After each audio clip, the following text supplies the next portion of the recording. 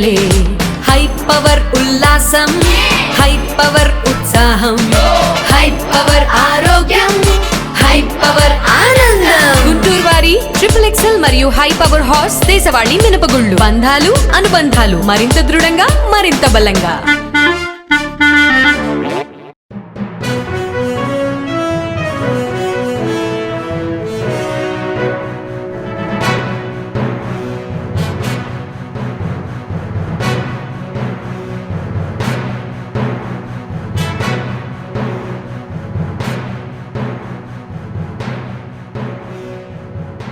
నమస్తే, welcome to next Zee News. ఈనాటి వార్తా విశేషాలు.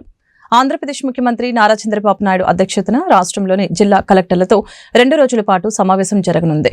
ఈ రోజు ఉదయం 10 గంటలకి ప్రారంభమయ్యే కలెక్టర్ల సమావేశంలో CCLA ప్రారంభ ఉపన్యాసం చేయనున్నారు. తదుపరి రాష్ట్ర ప్రభుత్వ ప్రధాన కార్యదర్శి మంత్రులు ప్రసంగించనున్నారు. అనంతరం ముఖ్యమంత్రి చంద్రబాబు కలెక్టర్లను ఉద్దేశించి కీలక ప్రసంగం చేయనున్నారు. తొలి రోజు WhatsApp governance, RTGS, land survey, వేసవిలో నీటి ఎద్దడి, గ్రామీణ పట్టణ ప్రాంతాల్లో నీటి సరఫరా తదితర అంశాలపై చర్చించి దిశానిర్దేశం చేయనున్నారు. జిల్లాల వారీగా యాక్షన్ ప్లాన్, ముఖ్య సమస్యలు, జిల్లాల వారీగా ఆదాయ మార్గాలు, రెవెన్యూ సమస్యలపై తొలి రోజు చర్చించనున్నారు. ఆ కలెక్టర్గా మీరున్న సమయంలో మీరు చేసే పనులు, మీరు ప్రజల్లో మీరు చేసిన పనుల వల్ల వచ్చే ఇమేజ్ శాశ్వతంగా ఉంటాయి. ఇప్పటికి కూడా కొంతమంది కలెక్టర్స్ గురించి మాట్లాడుతూ ఉంటాం. ఒక చీఫ్ మినిస్టర్ ఎట్లయితే రాష్ట్రంలో ఒక ప్రగాఢమైన ముద్ర వేస్తారు, కలెక్టర్స్ కూడా వాళ్ళ పరిపాలన ద్వారా అలాంటి ప్రగాఢమైనటువంటి ఇంపాక్ట్ క్రియేట్ చేసే పరిస్థితి వస్తుంది. కాబట్టి మీరందరూ మళ్ళీ అది నేను రిమైండ్ చేస్తున్నా. మీ అందరూ రొటీన్ అడ్మినిస్ట్రేషన్ ఉంటే మీకు 9 నెలలు అయింది, ఇంకొక 3 నెలలు 6 నెలల సంవత్సరం అవుతుంది, మళ్ళీ రొటీన్గా ఇంకో పోస్ట్కి పోతారు. అది కాదు. What you have achieved during your tenure is very important. ఇది మీరు గుర్తుపెట్టుకోవాల్సిందిగా నేను కోరుకుంటూ, ఈరోజు నా ప్రయత్నం అయితే మా ప్రయత్నం, మన ప్రయత్నం విధ్వంసమైన రాష్ట్రాన్ని గాడిన పెట్టడానికి మేము ఎన్నికల్లో చెప్పాం చాలా స్పష్టంగా. రాష్ట్రాన్ని పునర్నిర్మాణం చేస్తాం. ఈరోజు రాష్ట్రంలో 2014 రాష్ట్రాన్ని మళ్ళీ మేము పునర్నిర్మాణం చేస్తామంటే మీనింగ్ ఉంది, కానీ 10 ఏళ్ల తర్వాత కూడా పునర్నిర్మాణం చేస్తున్నామంటే కారణం అలాంటి విధ్వంసం జరిగింది కాబట్టి ఆ మాట చెప్పాల్సి వచ్చింది. అయితే ఈ ప్రభుత్వం చాలా స్పష్టంగా ఎన్నికల్లో చెప్పాం, మళ్ళీ చెప్తున్నా, సంక్షేమం, అభివృద్ధి, సుపరిపాలన, ఈ 3 పిల్లర్స్ పైన అనునిత్యం మీకు గుర్తుండాలి, మాకు గుర్తుండాలి. పేదరికం పోవాలంటే, ప్రజలు హ్యాపీగా ఉండాలంటే సంక్షేమ కార్యక్రమాలు తప్పవు. సంక్షేమ కార్యక్రమాలు చేయాలంటే రెవెన్యూ కావాలి, ఆదాయం కావాలి. అప్పులు తెస్తే సస్టైనబుల్ కాదు. అందుకే ఈరోజు మీరు ఒకసారి చూసినప్పుడు 10 లక్షల కోట్ల రూపాయలు, 9,74,000 కోట్ల రూపాయలు డెట్. అది ట్రెషరీగా. పోలవరం ప్రాజెక్టు కోసం సర్వం త్యాగం చేసిన నిర్వాసితులను కష్టాలు వీడటం లేదు.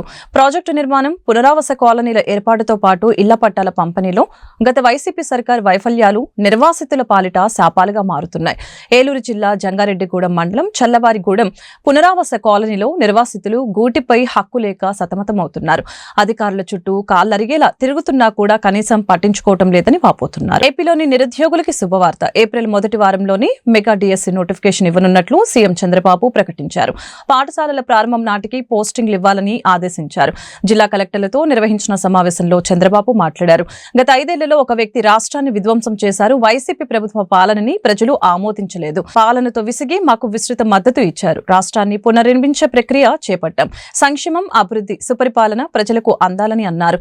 వచ్చే నెల మొదటి వారంలో మెగా డిఎస్సీ నోటిఫికేషన్ ఇస్తాం. జూన్లో పాఠశాలలు తెరిచేలోపు నియామకాలు పూర్తి చేస్తామని చెప్పారు. మే నెలలో తల్లికి వందనం పథకం ప్రారంభిస్తాం.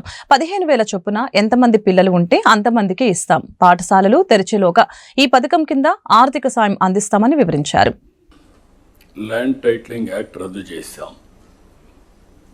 వచ్చిన మొదటి సంతకం 16,347 ఉద్యోగాలు డిఎస్సి ద్వారా ఇస్తా ఉన్నాం. మెగా డిఎస్సి పెడతా ఉన్నాం. ఈ ఫస్ట్ వీక్లో మెగా డిఎస్సి నోటిఫికేషన్ ఇష్యూ చేస్తారు. ఏబిసిడి కేటగరైజేషన్ కూడా హామీ ఇచ్చాం, ఎన్నికల్లో చెప్పాం. అది కూడా రిపోర్ట్ వచ్చింది, కేంద్రానికి పంపించాం, ఎస్సీ ఫైనాన్స్ కమిషన్ పంపించాం. ఆ రిపోర్ట్ వస్తానే అది కూడా యాక్ట్ చేసి ముందుకెళ్తాం. ఇక్కడ మీరు చేయాల్సిన పని ఈ ఉద్యోగాలన్నీ కూడా ఇచ్చిన తర్వాత డిఎస్సి మెగా డిఎస్సి పర్ఫెక్ట్గా కండక్ట్ చేయాలి. ఎక్కడ కూడా ఇప్పుడు కూడా నాకు బాగా జ్ఞాపకం, తెలుగుదేశం పార్టీ దగ్గర 1,50,000 ఒకేసారి ఇప్పుడు ఇచ్చిన ఉద్యోగాల్లో మెజారిటీ తెలుగుదేశం అధికారం ఉన్నప్పుడు ఇచ్చాం. చాలా ట్రాన్స్పరెంట్గా ఇచ్చాం, 80% ఇచ్చాం. ప్రజలు కూడా అది ఇప్పుడు కూడా గుర్తుపెట్టుకుంటున్నారు, మీ వల్ల మాకు ఉద్యోగం వచ్చింది. ఎక్కడ ఒక్క రూపాయి కానీ ఒక చిన్న అవకతవక లేకుండా చేశారని చెప్పి ఇప్పుడు కూడా రిమైండ్ చేసే పరిస్థితి వచ్చారు. ఇక్కడ 0 tolerance. I'm telling all of you. April నుంచి స్టార్ట్ చేసి జూన్ స్కూల్స్ ఓపెన్ చేసే రోజుకి రీఓపెన్ చేసే రోజున వీళ్ళందరూ పొజిషన్ కావాలి, ట్రైనింగ్ అయిపోవాలి, పొజిషన్ కావాల్సిన అవసరం ఉంది. మత్స్యకారులు ఉపాధి దెబ్బతినేదానికి దెబ్బతీస్తూ ఉంటే 217 జీవో రద్దు చేశాం. ఫస్ట్ టైం ఎకనామిక్ బెనిఫిట్ ఇవ్వాలి, బీసీలను కూడా ఆర్థికంగా పైకి తీసుకురావాలన్న ఉద్దేశంతో గీత కార్మికులకి మద్యం షాపుల్లో 10% రిజర్వ్ చేశాం. ఏపీ లిక్కర్ స్కామ్ పై ఈడీ దర్యాప్తు చేయాలని డిమాండ్ చేసిన టీడీపీ ఎంపీ ఆంధ్రప్రదేశ్లో వైకాపా హయాంలో జరిగిన మద్యం కుంభకోణం ఢిల్లీ లిక్కర్ స్కామ్ ని మించిపోయిందని, దీనిపై ఎన్ఫోర్స్మెంట్ డైరెక్టరేట్ దర్యాప్తు జరపాలని తెలుగుదేశం పార్టీ పార్లమెంటరీ పార్టీ నేత లావు శ్రీకృష్ణదేవరాయలు డిమాండ్ చేశారు. లోక్సభలో ఫైనాన్స్ బిల్లుపై సోమవారం జరిగిన చర్చల్లో ఆయన మాట్లాడారు. ఆంధ్రప్రదేశ్ కుంభకోణంతో పోలిస్తే ఢిల్లీ లిక్కర్ స్కామ్ నీటి బుట్టేనని చెప్పారు. 5 ఏళ్లలో రాష్ట్రంలో 99,000 కోట్ల మద్యం వ్యాపారం జరిగిందని, అందులో 18,000 కోట్లు దుర్వినియోగం అయ్యాయని చెప్పారు. 4,000 కోట్లను బినామీల పేరుతో దుబాయ్, ఆఫ్రికాలకు తరలించారని ఆయన ఆరోపించారు. హైదరాబాద్ కు చెందిన ఓ మౌలిక వస్తుల కంపెనీ పేరుతో సునీల్ రెడ్డి అనే వ్యక్తి 2,000 కోట్ల రూపాయలను దుబాయ్కి తరలించారని ఆయన తెలిపారు. ఈ లావాదేవీలపై ఈడీ దర్యాప్తు జరిపి బాధ్యులపై చర్యలు తీసుకోవాలని ఆయన డిమాండ్ చేశారు. These brands have done at the production level. These have been produced. These brands have been produced.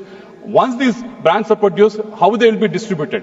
They have given these brands to APSBCL, State Breweries Corporation Limited, and once they given it to State Breweries Corporation Limited, they were sold in the shops owned by the government. How they sold in the shops? That is a very interesting question. How they sold in the shops?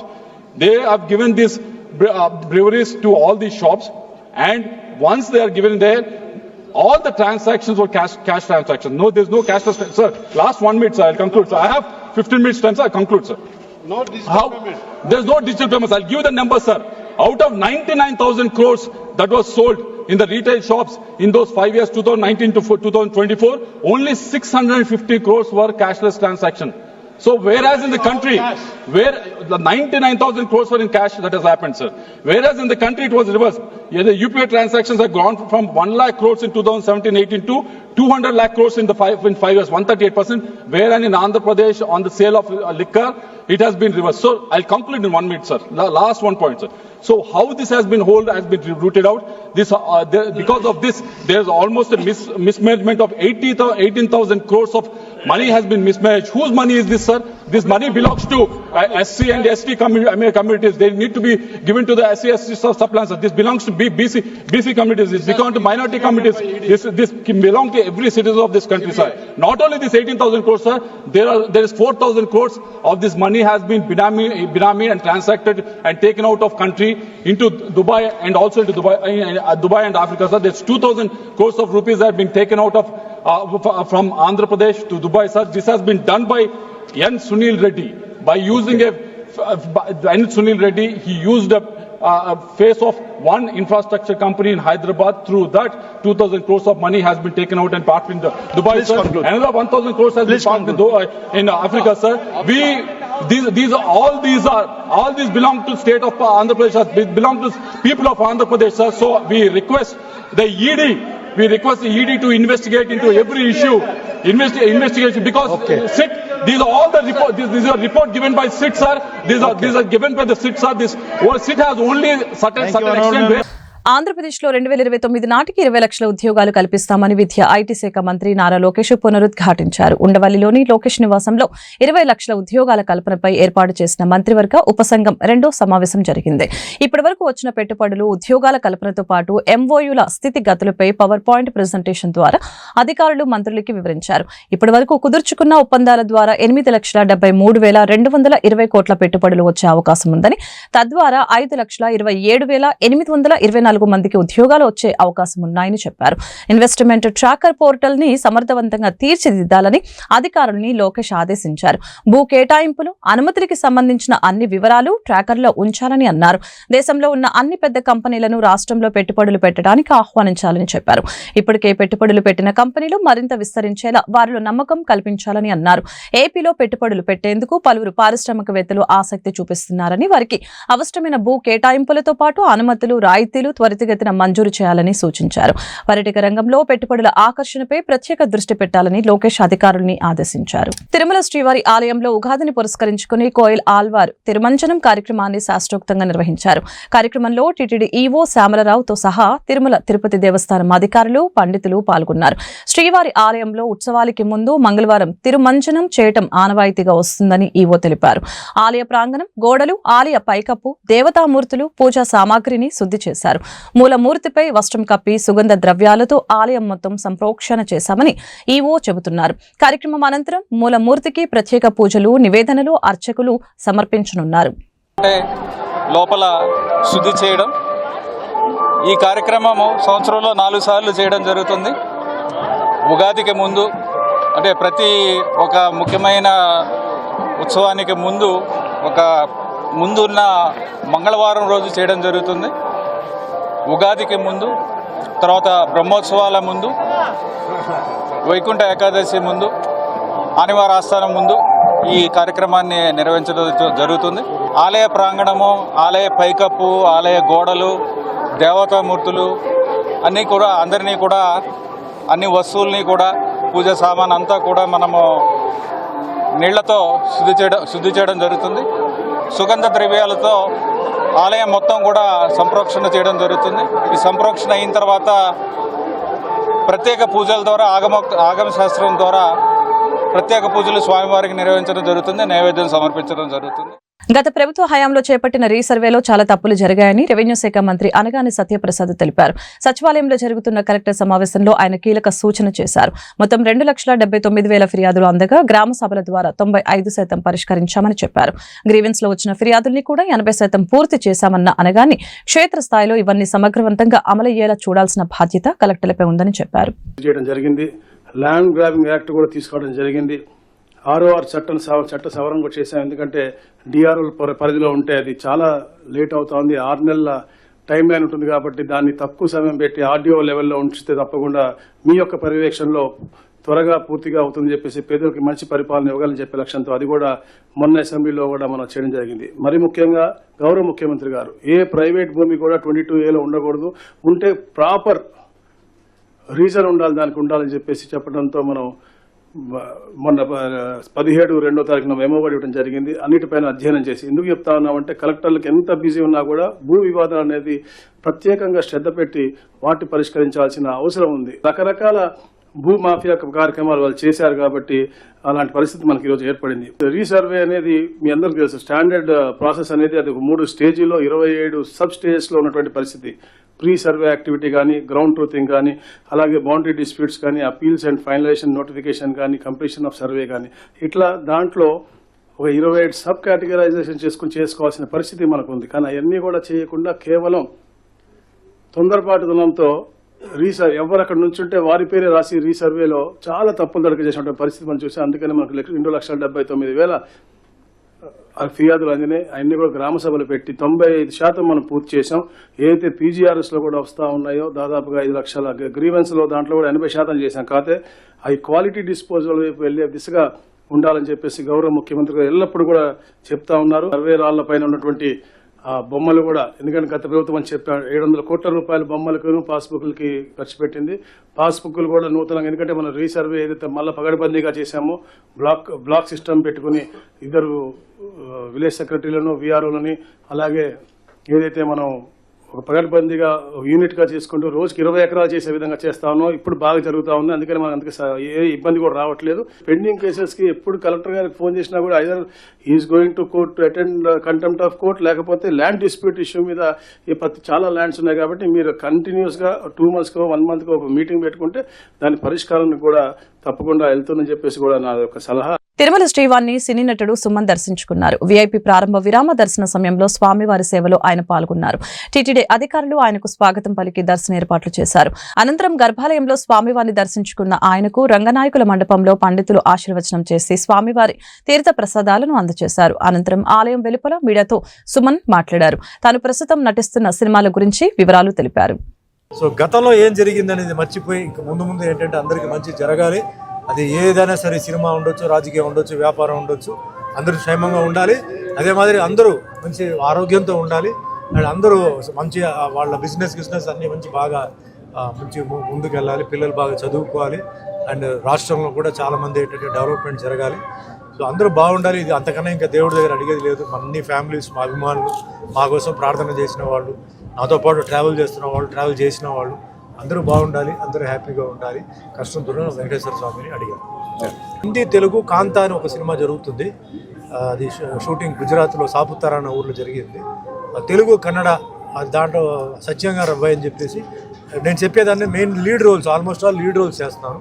Dharmasthala నియోజకవర్గం అంటే 3 సినిమాలు ఇది main lead roles కింద చేస్తున్నాను. మిగతా నేను character artist కదా. అదే మాదిరిగా కన్నడ అండ్ మలయాళం, ఒరియా ఈ లాంగ్వేజెస్లో జరుగుతుంది షూటింగ్. తులు లాంగ్వేజ్లో కూడా ఒక పిక్చర్ నెత్తెరకెర అని ఒక సినిమా ఫస్ట్ టైం నేను తులు లాంగ్వేజ్లో ఎంటర్ అయ్యాను నేను. సో పిక్చర్ చాలా బాగా వచ్చింది, క్యారెక్టర్ కూడా చాలా బాగా వచ్చింది. సో ప్రజెంట్ దేవుడు ఆశీర్వాదం వల్ల అంటే నేను బిజీగా ఉన్నాను, వేరే లాంగ్వేజెస్లో బిజీగా ఉన్నాను, బాగా తిరుగుతున్నాను. సో నాకు దేవుడిచ్చిన మీ అందరికీ తెలుసు, అన్నమయ్యలో వెంకటేశ్వర స్వామిగా నాకు ఇచ్చారు, రామదాసుల రాముడికి ఇచ్చారు, సత్యనారాయణ స్వామిలో ఆ దేవుడి పాత్ర ఇచ్చారు. సో నేను అనుకున్న దానికన్నా ఎక్కువగా దేవుడు నాకు ఇవ్వడం నిజంగా మా తల్లిదండ్రులు చేసిన పుణ్యం, నా పుణ్యం. ఎటువంటి సినిమా బ్యాక్గ్రౌండ్ లేని వాడికి భగవంతుడు వచ్చి మాకు అవకాశం ఇవ్వడం, ఆ భగవంతుడు ఎప్పుడు నేను మర్చిపోను. మా వెంకటేశ్వర స్వామి మాకు ఏంటంటే ఆయన మా అంటే ఇంటి దేవత లాంటిది. ఏది జరిగినా, నేను ఏది చెప్పినా అది అంతా ఆయనదే. చాలామంది ఉంటారు, మేము అలా చెప్పారు మీరు ఇలా, అంతా ఆయన రూలు, ఆయన అంటే అంటారు కదా, leader knows the way, goes the way, shows the way అని. ఆయన ఏ దారి చూపిస్తున్నాడో ఆ దారి మీద నేను వెళ్తున్నాను. ఏ దాంట్లో నా ఏ రిగ్రెట్ లేదు.